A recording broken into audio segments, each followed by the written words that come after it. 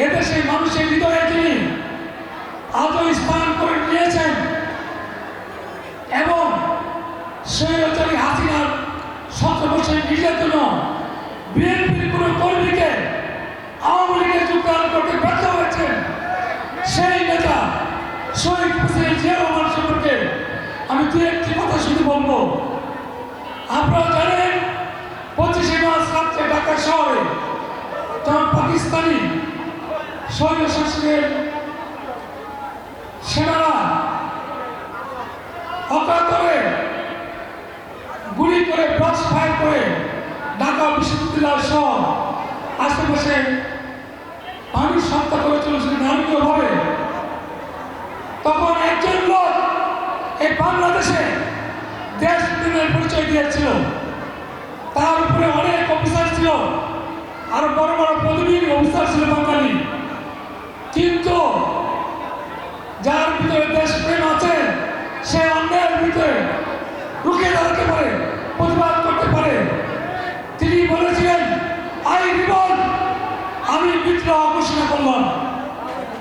তিনি সেনাবাহিনী থেকে, পাকিস্তান সেনাবাহিনী থেকে বিদ্রোহ ঘোষণা করেছেন। তারপরে তিনি কালুরঘাট প্রকল্পের কথা তিনি বলেছেন,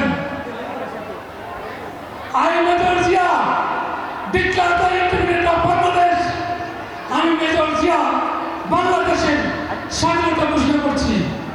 সেদিন আওয়ামী লীগের শেখ মুজিব সহ আওয়ামী লীগের যত বড় বড় নেতা সবাই তাদের আশ্রয়ের জায়গা ইন্ডিয়া দিয়ে পালিয়েছিলেন।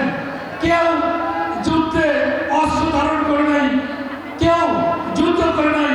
কোন মুক্তিযোদ্ধা আওয়ামী লীগের কোন নেতার নাম মুক্তিযোদ্ধা হিসেবে আপনারা দেখাতে পারবেন না। আজকে এই মুক্তিযোদ্ধার দল বিএনপি, আর তারা বলে তারা নাকি স্বাধীনতার পক্ষের দল। স্বাধীনতার পক্ষের দল আওয়ামী লীগ কি হয়েছে? সর্বশেষ মিথ্যাচারের জন্য শেখ হাসিনা এই দেশ ছেড়ে পালিয়ে গিয়েছে। পৃথিবীর ইতিহাসে এরকম নজির আর কোথাও নাই। স্বৈর শাসক এই হাসিনা পৃথিবীর মধ্যে নজির করেছে যে দেশ ছেড়ে সে পালিয়ে গিয়েছে।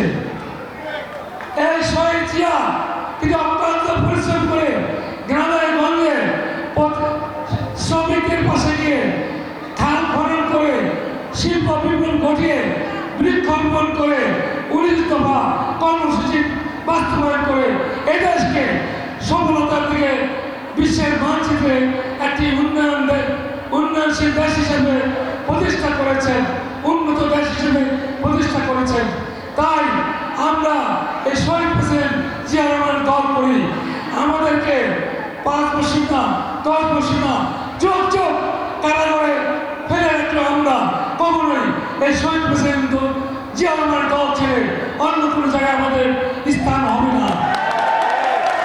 তাদের এই ক্যাবিনেটকে আমরা বিগত বিএনপির সময়ে আমার নেতা নাসিরুদ্দিন আহমেদ পিন্টু, শহীদ প্রেসিডেন্ট শহীদ নাসিরুদ্দিন আহমেদ পিন্টু এমপি নেতৃত্বে আমরা এই ক্যাবিনেটে খোকা ভাই, সালাম ভাই তাদের নেতৃত্বে ক্যাবিনেটকে একটি উন্নত শহর হিসেবে গড়ে তুলেছি এবং আগামীতে বিএনপি সরকারে আসলে আমরা এই ক্যাবিনেটকে একটি মডেল শহর হিসেবে